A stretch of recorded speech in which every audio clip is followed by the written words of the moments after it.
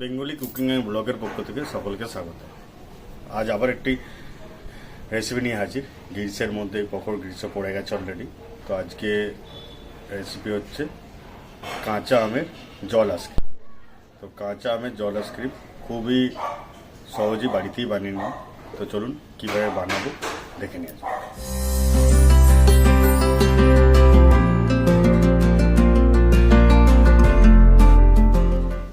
তো কাঁচা আমের জল আইসক্রিম করার জন্য ওটা কাঁচা আম নিয়ে নিয়েছি। আর জল আইসক্রিম বলতেই তো ছোটোবেলাকার কথা মনে পড়ে যায়। আশা করি সবার খাই তাই। ওই জন্য আমের খোসাটাকে ভালো করে ছাড়িয়ে নেব।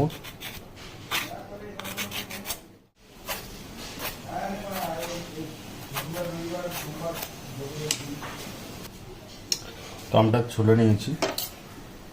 এরপর আমটাকে ছোটো ছোটো পিস করে কেটে নেবো।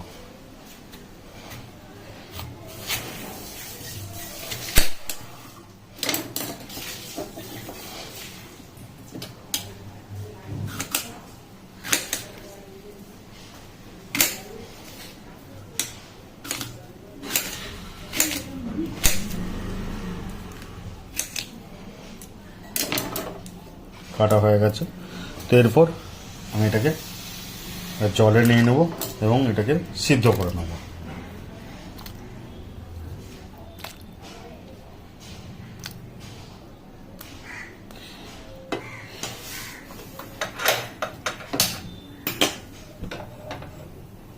সিদ্ধ হোক, তা করতে করতে আবার ফিরে আসি।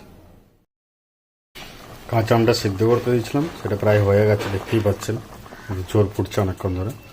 আমি এরপর এটাকে নামিয়ে নেব।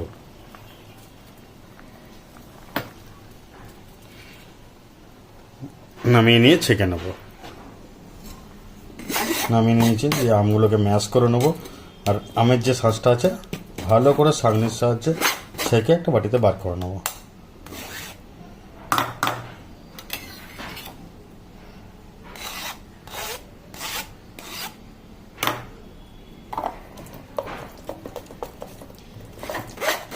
কাঁচা আমের জল আইসক্রিম বানানো খুবই সহজ। মানে এমন কিছু জিনিস লাগে না যে বাইরে থেকে কিনে আনতে হবে। খুব কম জিনিসের মধ্যেই করে নেওয়া যায়।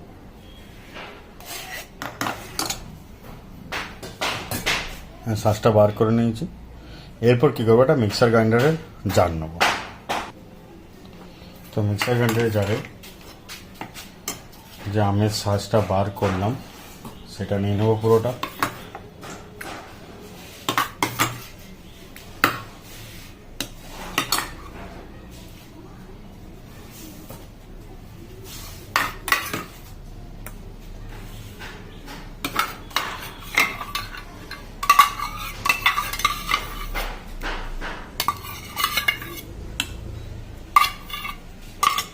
নিয়ে নিয়েছি। এরপর এর মধ্যে দিয়ে নেবো জল আইসক্রিম বানানোর জন্য পুদিনা পাতা। আর এখানে 1 টাকা আমি জলজিরের প্যাকেট নিয়েছি, 2 প্যাকেট দেবো।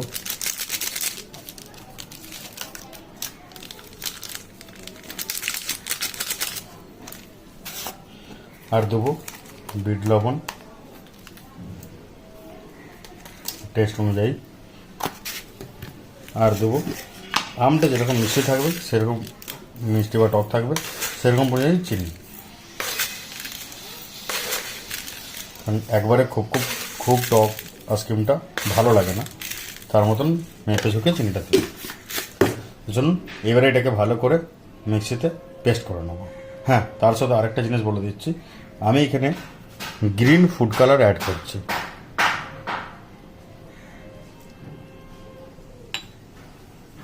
কারণ আমটা সিদ্ধর পর সবুজ কালারটা তো থাকে না, তার জন্য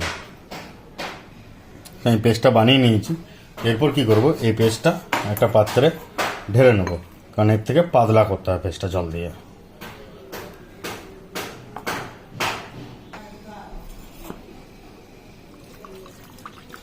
পেস্টটা পাতলা করে নেবো জল দিয়ে। এটাকেও ভালো করে মিশিয়ে নেব।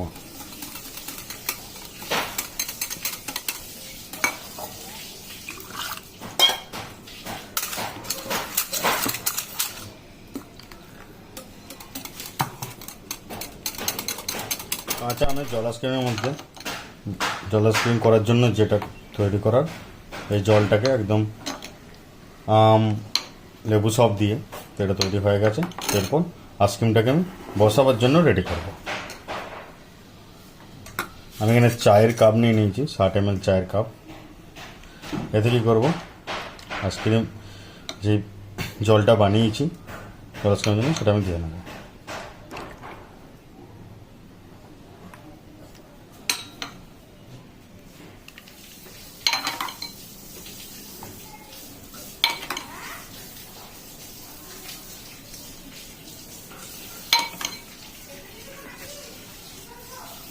তো প্রতিটা কাপ আমি ভর্তি করে নিয়েছি।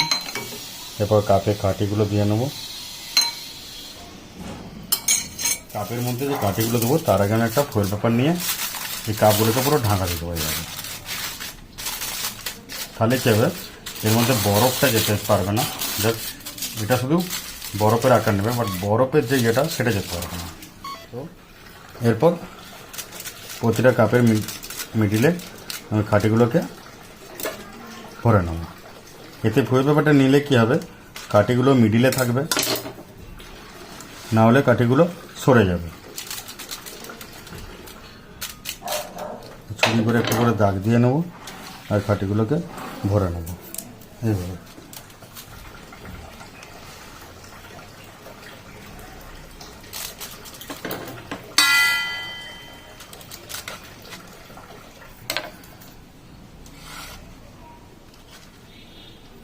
কেমন হয়ে গেছে, এটাকে আমি নর্মাল ডিপ ফ্রিজে 5 থেকে 6 ঘন্টার জন্য রেখে দেবো, তারপর বার করে দেখাবো। তো চলুন 5 থেকে 6 ঘন্টা পর ফিরে আসছে আবার। আচ্ছা, আমি যে আইসক্রিমটা বানিয়েছিলাম তো ফ্রিজে ঢুকিয়ে রেখেছিলাম, 5 থেকে 6 ঘন্টা হয়ে গেছে। তো আমি বার করে নিয়েছি। এবারে ফয়েল পেপারটাকে আমি হাঁটিয়ে নেবো।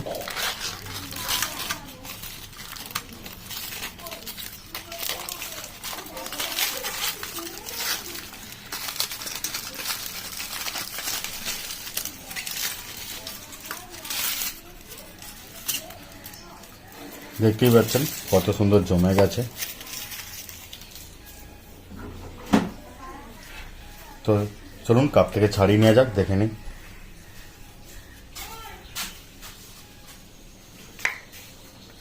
এই দেখুন কত সুন্দর উঠে যাচ্ছে।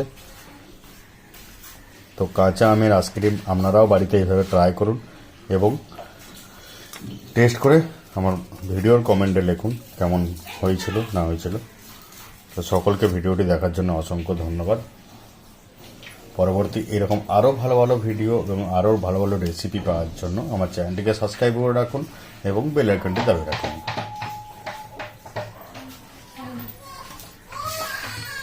দেখুন কত সুন্দর হয়েছে।